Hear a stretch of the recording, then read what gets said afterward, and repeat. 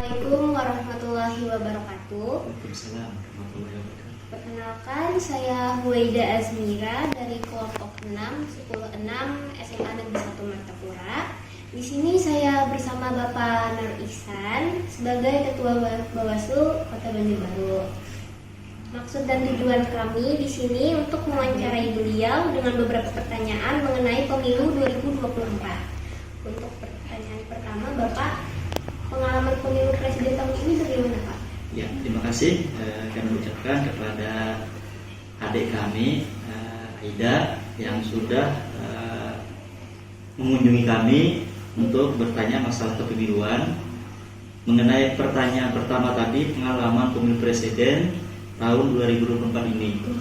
Alhamdulillah Kota Banjarbaru dalam melaksanakan pemilu wabil khusus pemilu dari pemilihan presiden kemarin itu alhamdulillah dalam keadaan aman, damai dan suasana kondusif, serta kita tidak ada halangan dan tidak ada hambatan macam segala. Yang mana kita ketahui bersama bahwa Kota Banjarbaru kemarin dimenangkan oleh salah satu calon, yaitu calon dari pasangan Pak Prabowo. Nah, itu. Terima kasih Bapak untuk jawabannya. Pertanyaan kedua, permasalahan yang muncul saat kampanye perhitungan suara?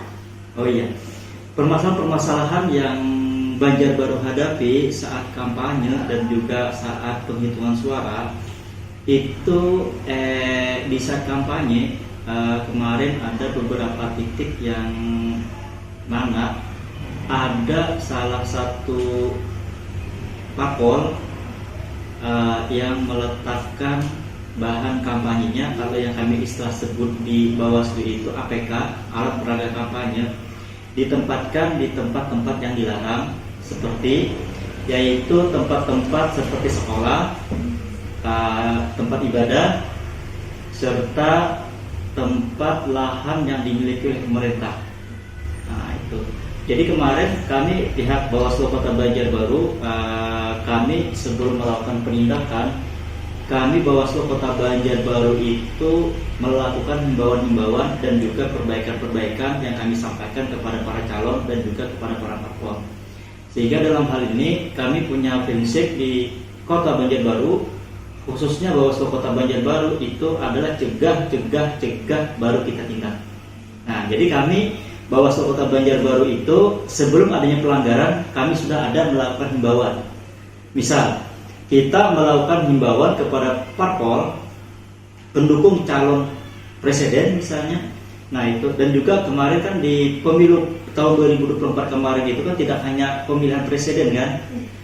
Di sana waktu pemilu tahun 2024 itu juga kita melakukan pemilihan DPRD tingkat kabupaten kota, DPRD provinsi, DPR RI dan juga DPD.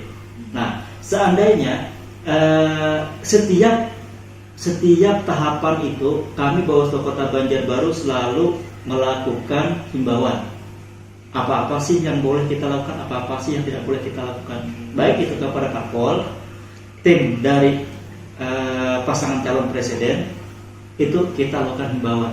Sehingga ini meminimalisir akan adanya tindak pelanggaran. Begitu. Ya. Untuk permasalahan tahapan penghitungan suara, alhamdulillah Banjarbaru kemarin itu ada permasalahan kecil saja, tidak terlalu signifikan. Misalnya permasalahan itu adanya diskomunikasi antara pihak PTPS kami, yaitu pengawas dari TPS kami, dengan pihak KPPS. Nah, cuman permasalahan semacam begitu sudah kami atasi, dan juga kami sudah melakukan komunikasi dengan jajaran yang lebih tinggi lagi, baik di tingkat PPK dengan Panwascam, tingkat komisioner Bawaslu Kabupaten Kota dengan komisioner KPU Kota. Nah, jadi sebenarnya pengawasan kami ini sebenarnya PIC-nya di PTPS ini untuk penghitungan suara ini.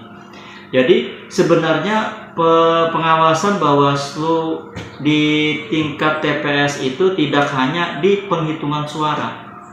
Jadi pengawasan Bawaslu, yang mana ini merupakan tugas, tanggung jawab, dan wewenangnya kawan-kawan PTPS ini dimulai dari persiapan pemungutan suara. Setelah itu pada saat pada saat pencoblosan suara, pada saat penghitungan suara, dan pada saat pergeseran kotak suara dari KPPS ke PPS. Nah ini, jadi pengawasan Bawaslu itu tidak hanya di saat penghitungan suara. Itu. Oke, terima kasih Bapak jawabannya. Untuk yang ketiga, bagaimana persiapan pemilu gubernur dan bupati? Oh iya. Persiapan untuk pemilihan di tahun 2024 ini adalah ini sekarang kita sudah berada pada tahapan pencalonan. Ini besok kita sudah melakukan pencabutan nomor undian para calon wabil khusus untuk Kota Banjarbaru itu nomor urut calon. Nah, jadi persiapan kami dimulai dari kemarin pengawasan terhadap kawan-kawan di KPU dalam hal untuk melakukan yang ujung-ujungnya dan akhirnya itu nanti pemilih tetap untuk Kota Banjarbaru. Jadi ini sudah Banjarbaru sudah melakukan dari DPSHP ke DPT, dan juga Banjarbaru kami persiapan kami ini sudah tahapan dalam pengawasan distribusi logistik. Yang baru ini itu distribusi logistik, kotak suara, dan juga tinta. Selanjutnya untuk tahapan yang satunya itu kita ini beberapa kali melakukan himbauan-himbauan kepada para calon, khususnya supaya mereka itu tidak melakukan kampanye di luar jadwal kampanye. Nah, yang mana kita ketahui di saat ini kan belum ada penetapan calonnya, jadi tidak boleh adanya kampanye sebenarnya. Nah, kalau untuk sosialisasi boleh, tapi kalau sudah ditetapkan nanti, sebelum misalnya Banjarbaru ini kan yang mana kita ketahui ada dua calon ya, ada dua calon wali kota dan wakil wali kota.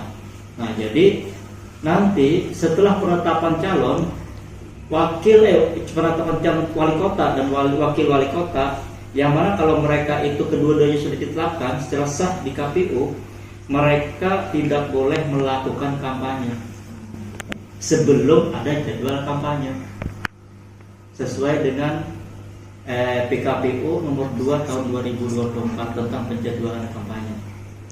Nah itu. Terima kasih Bapak. Untuk pertanyaan terakhir, kira-kira berapa jumlah rencana TPS di Banjarbaru, Pak? Oh iya, TPS di Banjarbaru ini ada penyusutan dari kegiatan pemilu tahun 2020 kemarin. Pada tahapan pemilu tahun 2024 kemarin itu di Banjarbaru itu memiliki 898 TPS. Sekarang di pemilihan ini Banjarbaru ada penyusutan, yaitu jumlah TPS sebanyak 403 TPS. Nah, jadi di setiap TPS itu Bawaslu akan mengirimkan satu pengawas TPS yang istilah kami sebut itu PTPS. Jadi Bawaslu Banjarbaru memerlukan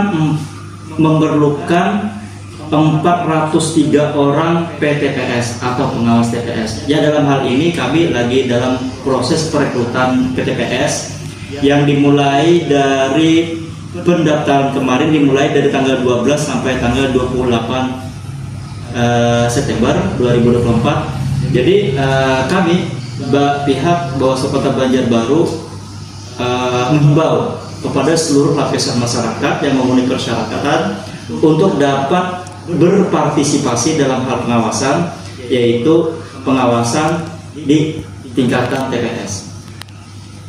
Terima kasih Bapak. Terima kasih kepada Bapak Nur Ihsan karena sudah meluangkan waktunya untuk wawancara kami. Kami tutup. Wassalamualaikum warahmatullahi wabarakatuh.